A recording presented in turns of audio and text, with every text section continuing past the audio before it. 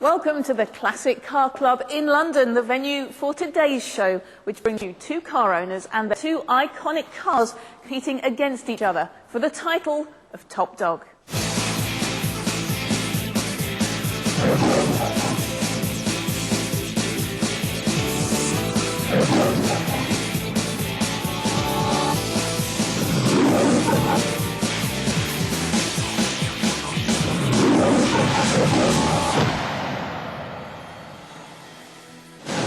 When it comes to cars, we've all got a favourite, but some people are positively passionate about their four-wheel friend, and we've got plenty of them on this show. We've also got an expert panel ready to pull apart the owner's argument that their car has got the competition licked. But more about them later, because now it's time to meet the first owner, who is absolutely adamant that his car is most definitely the dog's. Hi, I'm Graham Lambert, and this is my Dodge Viper GTS.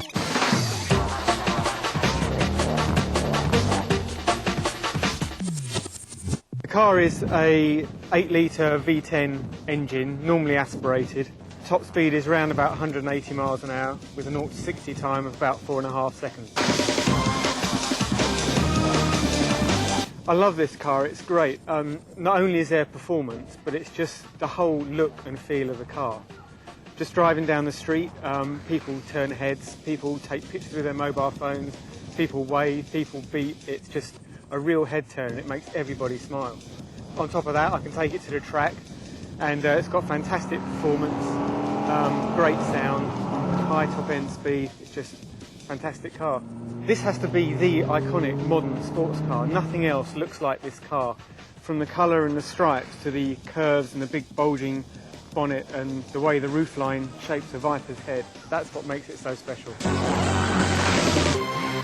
And here is Graham Lambert with his pride and joy, a 1997 Dodge Viper GTS. Thanks for joining us, Graham. Hi, my pleasure. Now, here to debate whether or not this car is the dog's is our expert panel, and it's their job to pick out all the good points and pull apart all the bad points in our quest to find today's top dog. So our first panellist is Dave Smith. He's the editor of Classic American magazine and all-round US car fanatic. Panellist number 2 is Nigel Case. He's the operations director here at the Classic Car Club. And our third panellist is a familiar face to lots of people. He's the British touring car racer and test driver, Phil Bennett.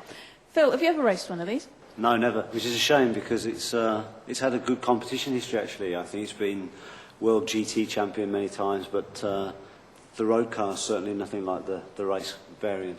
Is it your kind of car? Would you be seen driving around the streets in one of these? Not really. It's a little bit too in your face, too much chrome. It's like Burt Reynolds kind of for the 2004. So you're not a Burt Reynolds fan? The worst about the thing, though, is, you know, okay, apart from the exterior style and the interior, it's like a Chrysler Neon.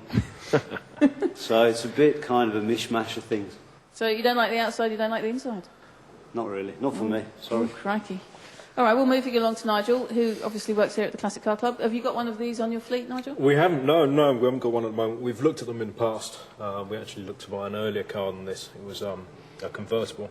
We didn't actually get around to buying it in the end, but yeah, certainly one we would look at, yeah. Because it's a classic. It's a classic, and it's probably very, very reliable, easy car to maintain, I would imagine. And your kind of car, personally? I think it probably is, yeah. I have to really? Say. For what it is, it's completely over the top.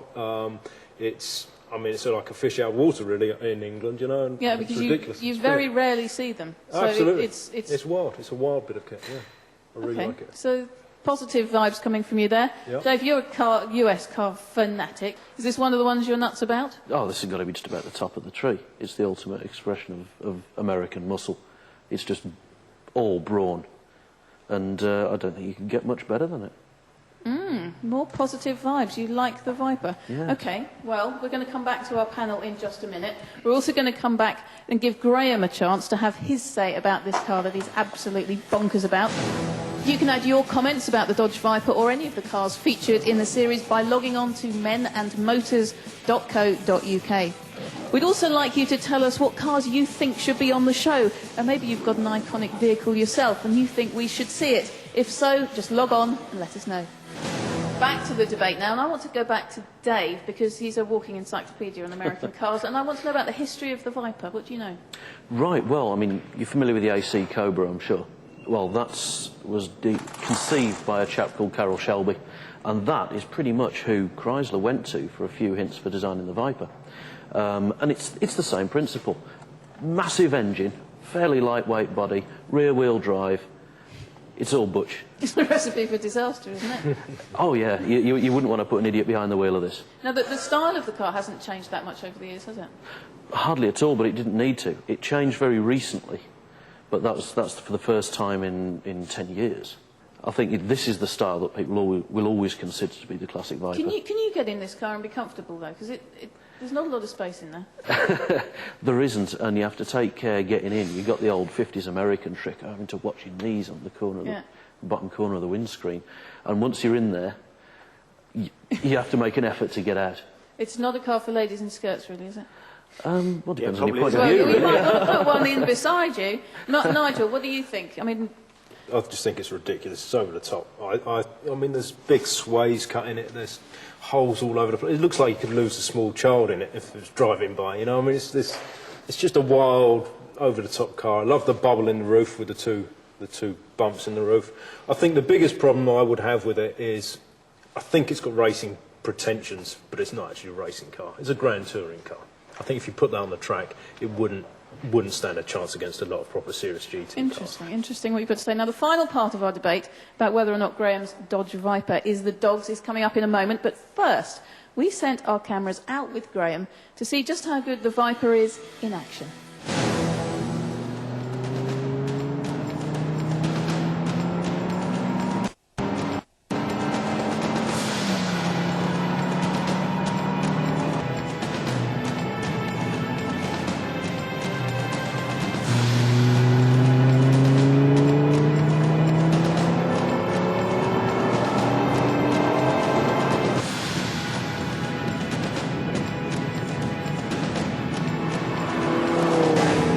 Well, Phil, you've got to admit, it looks pretty good on the track. Yeah, but you know, the problem with this car is it's designed for mainly an American market. So, you know, the guys there have just got long straights, very few or unsubtle corners. The roads are wide, which is fairly typical of the test track that you used. From a European viewpoint, the dynamics are quite terrible. I mean, it's quite a heavy car. It's over 1,500 kilos, to the extent they need a truck engine to drag the thing along. The interior styling, as I said before, it's like a family saloon car from the States.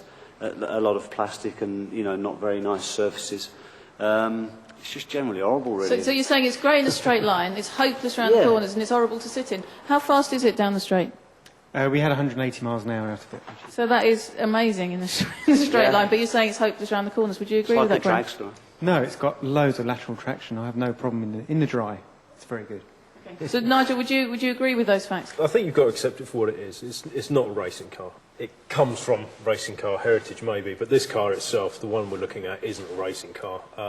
For me, it's a Grand Tourer. It's a shame it's got all the stripes on it and it's got chrome wheels. And those stripes are standard, aren't they? You don't stick them on. It comes as standard. I believe with so. the stripes. I don't know. But, Yeah, it does. Nice and tasteful. Yeah, I mean, if the body styling for me is enough, I think it's an aggressive, purposeful-looking car, plenty of road presence. It almost cheapens it to put those things on it. The one thing I do like, I like the brake lights because they've got this snake effect in the middle. Yeah, Dave, this is just a cruiser for posers, isn't it? Absolutely not. I mean, don't forget that it's an American car. The country that bought you the warning on the side of a takeaway coffee cup that says warning, contents may be hot. You can't sell racing cars through showrooms to people. You just get That's kind of sued. what I'm trying to say it is, isn't it, man? Oh yeah, but I think it's got pretensions. as close to a racing car as you're going to get off a showroom floor. Do you think? I'm pretty sure it is. I mean, I've Compare only that to ever a driven Lotus one around. Elise, and Lotus Elise is more of a racing car off a showroom floor than that is. You can't compare that with a Lotus Elise. I mean, I've driven one of these around Snetterton just once, completely fresh to the track, never driven one before, and I got in it and I drove it and I could not unstick it. I could not get it wrong, no matter how hard I tried. You want to push that big long pedals. It's the one on the right. That's it. I was just sitting in the car going, I'm going to have to stop you there, chaps. I know we could talk about this for a lot longer, but for the moment, the time for talking is over. Let's face the facts. It's got an 8-litre V10 engine, 450 brake horsepower, a 6-speed manual gearbox. Of course, it's rear-wheel drive. cost between £65,000 and £70,000, and the wonderful thing is there's only 50 of them in the UK. Graham, here's your last chance to impress the panel with your plea. So why should your Dodge Viper be today's top dog? Well, firstly, you've got that 8-litre V10 engine pushing out nearly 500 horsepower. That will get you to 60 miles an hour in about 4.5 seconds and onto 180 miles an hour. But it's not just about performance. The looks of this car, the shape, the curves, it's got real road presence. This really is a head-turning car. So you've heard what Graham has to say. You've seen the car close up. What are your thoughts about this car's top dog potential, Dave? Monster motor, huge brake horsepower, rear-wheel drive. Essentially a very simple car. It's the AC Cobra for this century, the Dodge Viper. Oh, he said it. He said it's the dogs. Nigel, would you agree? I'm kind of in two minds. It has got huge road presence. I think it's quite a handsome-looking car, despite all the bells and whistles that are on it. But I do think it's a bit of a dinosaur, to be honest. OK, Phil, top dog potential? Not for me. It's too brash. It's a lot of chrome. It's very American, I guess. If you're in Hicksville, USA, then this is the car for you. But in continental Europe or United Kingdom, no, I don't think it's for us. OK, so we've got a mixture of opinions there, but will they change their minds when they've heard from today's other car owner who claims that his vehicle is top dog? You don't want to look at an American straight-line racer. You want British beef, a Noble M12 GTO 3R is top dog. Which car will get christened the dogs? Find out when we come back.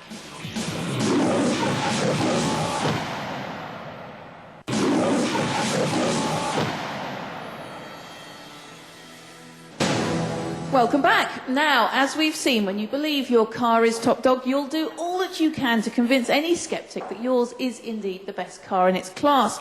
Graham Lambert made a good case, but Danny Rippon from Henley-on-Thames disagrees. Because for him, it can only be the Noble M12 GTO 3R that deserves the title of top dog. Hello, I'm Danny Rippon, and this is my Noble M12 GTO 3R.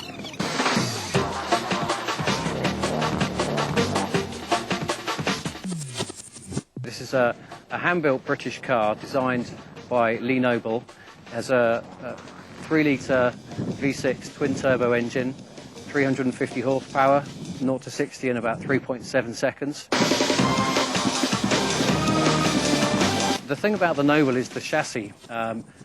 You have all the power of the engine, but that's no good if you can only go in straight lines. You've got to go around corners. And the Noble is just one of the best cars in the world at going around corners. It holds the road like you wouldn't believe. The feedback is fantastic, and you just feel really at one with the car when you're driving. I think my Noble's better than the Viper, better than TVRs, because all round it's a full package. You get the performant engine, you get the handling, you get great customer service with Noble, and overall it's just a fantastic car. My son forces me to take him and drop him off at the school bus and pick him up as often as possible. Danny is here with us now, along with his Noble M12 GTO 3R. Danny's had the chance of seeing Graham going through the motions, and he's heard how tough that panel can be. So, do you reckon you can do better than Graham did? Definitely, it's going to be no contest. Oh, supreme confidence. You have no idea how tough these guys really are. So, panel, tell me what you think. Dave, what do you think of the Noble? What does it say to me? Well, from here it says boy racer Ford Mondeo. I think it was the big wing and the parts bin. I mean, look at the back lights there. They're nicked straight off a Mondeo. I've seen various other bits that are from Ford's parts bins. Not anywhere close to being as pure as the Viper. Crikey, right. I think Ford would be really happy about you comparing that to a Mondeo. What about you, Nigel? I think the car really screams functionality as opposed to aesthetics. I take on board the parts bin comment. I like it. I don't really know much about the car. It looks as though it should go very, very fast. Phil, would you agree? Yeah, for sure. I mean, dynamically, it's a lot more superior than the Viper. There's no Chrysler neon bits. We've moved to Ford Mondeo, maybe, but for sure, from a dynamic point of view, it's fantastic. Could even be the dogs, perhaps. Maybe. Well, the panel will get a chance to say some more in a minute, and Danny will have his say about his motor that he thinks is the dogs. We want your comments on the Noble M12 GTO 3R and all the cars featured in the series. Log on to our website at menandmotors.co.uk. You can also tell us what cars you think should be on the series, and maybe you've got an iconic car yourself. Let us know if you think we should see it. On with the debate now, and I want to go back to Phil, because the performance of this car is not as good as the Viper. In a straight line on a drag strip, maybe. The car actually is a bit of an evolution from the original. I think the original car had a 2.5 litre, and this now is a 3 litre. It's twin turbo, so obviously, as you know, with a turbocharged car, if you crank the boost up, then you get more horsepower, and I'm sure that the company has ambitions to do that in the future for more track-orientated cars. Yeah, because it's 350 standard. Exactly. And I imagine you could get a lot more out of it. I know that they've got cars that make over 450 horsepower, so... But is it a drivable car at speed? Yeah, and that's the thing. The difference between this car as opposed to the Viper is that the Viper, it's very quick in a straight line, you know, if you... it's undeniable. But for this car, it has 4-piston calipers all the way around. The dynamics from the chassis, it's a lightweight. I mean, this car is just over 1,000 kilos, where the Viper was another 400 kilos on top of this car, and it's just a lot more suited for a European way of driving, really. Nigel, would you agree with that? Is this a classic? Does it belong in your classic car club? Oh, it undoubtedly will be a classic. The whole thing for me is I think it really is a track-oriented car. If we're talking about and comparing the cars to be used on the road, I mean, coming back to the comments of the Viper, this car is just outrageous as well. To be sitting on the old Kent Road, trundling down the road at 5 miles an hour. But it's, for me, that's a track car. Okay, Nigel, I've got to stop you right there. And Dave, I can see that you're itching to have a word about this car. But first of all, we're going to have a look at some videotape of when we took Danny out with his Noble and see how good it looks in action.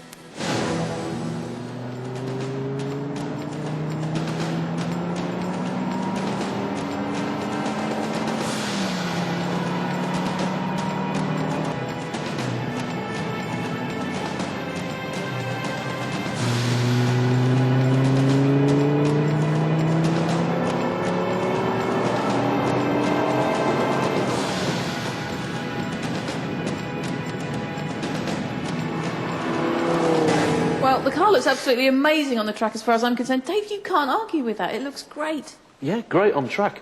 What about on the road? I really can't see it being a road car. I've looked inside, I've looked around it, I've looked from inside it out, and there's not much to see. Again, you said that it's a turbocharged engine, which is fantastic when you've got both turbos whistling up at, what, about 3,000 revs?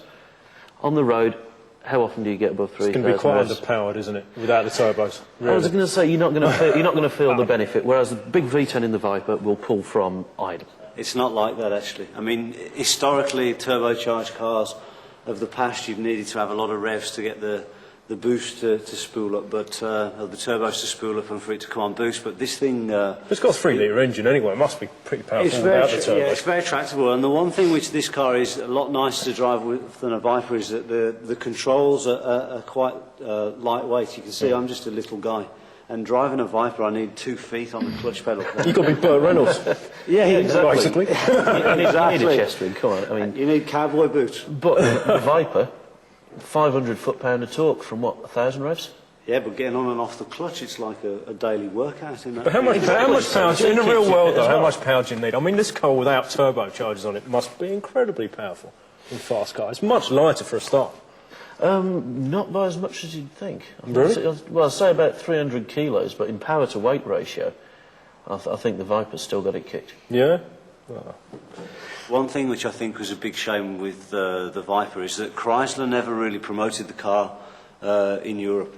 So if you need any bits for a Viper, you either have to go to your local Scania truck dealer, or you have to go across the Atlantic to source parts. And these, obviously, British built. Yeah, you can I mean, get it's everything. a Ford motor, so... Can I just ask you how reliable it is, Danny? Very reliable. I've not had any problems with it at all. You've only done a few miles in it, though, haven't you? Some 4,500 miles and a commute in it, so it's not. It is an everyday car. It's not just a track car. Well, there you go. It's practical. It's an everyday car. And you've taken it to track days as well? It handles very well on the track. It's incredible. I have to say, I would rather drive that on the track than the Viper every day of the week. I just think the Viper would be completely out lead. OK, Nigel, I've got to stop you there. It's all getting very heated. And before it turns into a punch-up, I want to tell you the facts about the Noble. It's a 3-litre V6 engine, 352 brake horsepower, 6-speed manual gearbox, of course rear-wheel drive, £48,000 new, and of course every Noble is hand-built. Well, Danny, it's your last chance to impress this panel with your plea. Why should your Noble M12 GTO 3R be today's top dog? Well, Penny, today we've been looking at sports cars, and sports cars aren't just about straight line performance. Both cars have incredible straight line performance. It's more about how the car feels to drive. It's about how it goes around corners, especially in this country. And to me, it's just the best car out there at going around corners, accelerating fast. It really is just #1 top dog. Oh, it's a strong case, guys. You've heard it. You've seen the car close up. What are your thoughts on the Noble's potential as top dog, Dave? Track car, fine. Road car, I can't see it myself. Not my cup of tea. I'll take the Viper. I can see you're still on the fence there, Dave. Still got some making up of your mind to do. Nigel? I think it's a fabulous bit of kit. I think it does scream out racing, and I think it really is a track day car. I think it's a very, very brave move to bring this car to the road, and I think it's probably representing a true alternative to Porsche. I think, yeah, it's a great car, but I'm not sure yet. Certainly a cheaper alternative to Porsche. Yeah, Phil, what would you say? Yeah, certainly cheaper. And actually on the track, ironically, it's a quicker proposition than a Porsche. And the great thing about this car is it has the potential, being turbocharged, to spit flames. And if it spits flames, then that's got to be a good thing. That's all that matters. Good photo opportunities, yeah. OK, so if it spits flames, it's definitely going to win. Well, it is the moment of truth now, panel. You've seen the cars, you've listened to the owners. It's now down to you three to decide which of the cars will be top dog. Yeah. I really am genuinely not decided. So we can't sway you with the fact that it stops, goes, handles. I can understand all that, but I can see that on the track. But as an everyday road car, I just can't see it. What about the spitting flame? Yeah, the spitting flames were, yeah. It's good for photo opportunities at Le Mans or whatever, but I'd say there ain't no substitute for cubic inches. Never has been. Added to which, Dodge Viper, everybody knows it. It is iconic. It is classic. iconic. It's iconic. But Ask me in 5 years. M12, people will think, what a kit car. Yeah. The problem with the Viper is it pretends to be a racing car. I'd take the muscle every Burt time. Reynolds has a lot to answer for. So, Dave, I must ask you, on behalf of your panel, which of this week's two cars will be crowned top dog? Well, after a heated debate, we came out 2-1 in favour of the Dodge Viper. Crikey. Well done, Graham. Take your trophy. How do you feel? Very, very pleased. I think the Viper deserved to win because it really is top dog. And commiserations, Danny. You must be disappointed. I can't believe it. I'm gobsmacked. British hand-built car losing in Britain. Quite surprised myself, I have to say. Let me just thank our panel. Thank you, Dave, Nigel, and of course, Phil. That's it for this week. Thanks to everybody here at London's Classic Car Club for looking after us so well. Join us next time to when we see which fantastic, iconic car will be crowned top dog.